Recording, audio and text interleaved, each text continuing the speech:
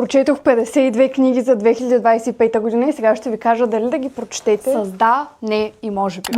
Може би, да. Може би, 1000 пъти да. Да, и слушайте график аудиокнигата, защото е скандално добра. Което ми напомня да ви напомня за офертата на Storytel, която е за ограничено време. Цяла година с 50% отстъпка. Линка е в профила ми.